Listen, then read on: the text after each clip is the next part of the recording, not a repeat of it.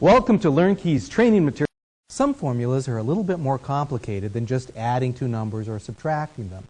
Let's take a couple of questions about how to do formulas that might require just a little bit more work than those simple ones we looked at earlier. Here's the first one. I need to calculate a sales tax percent. I can't get the formula right. Can you help me? First, let's insert a new worksheet, and then we'll see how to calculate a sales tax. Let's put in cell A2 the value that we want to calculate the sales tax of. So let's say that we've got $4.52. For our purposes right here, we don't need to format that as money, although it really is. And then let's put into this cell the 8.2% that I pay sales tax. And then we can come in here and calculate what the total purchase will be of the item, including the sales tax. The first thing we can do is to say equals, and here we get the little formula helper.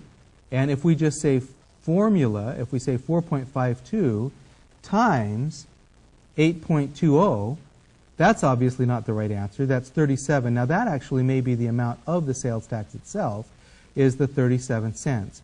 But what we want to calculate is the total amount that's available after the sales tax has been added. In order to do that, we need to add 1 to the tax rate. So we'll click in here after the multiplication sign, the asterisks, and type 1 plus. And now you see that it's $4.60.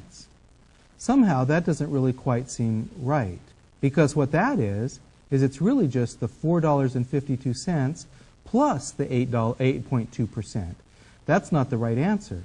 What the problem here is that Excel first calculates the A2, which is $4.52, times 1, which is still $4.52, and then after that adds the 8.2% to it.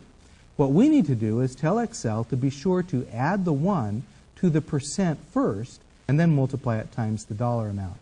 So what we need to do is put parentheses before and after the 1 plus 83, or the A3, which now gives us $4.89. Click Enter, and that's the correct amount. If we want to show it with only 2 decimal points, we can go to the Reduce Decimal and click until we get to 2 decimal points, and now we can see the $4.89. If you were going to buy something that was a little more expensive, such as $100, you can see immediately that it's $108.20, which is the right number. Use parentheses in a formula to be able to control the order that Excel does the operation.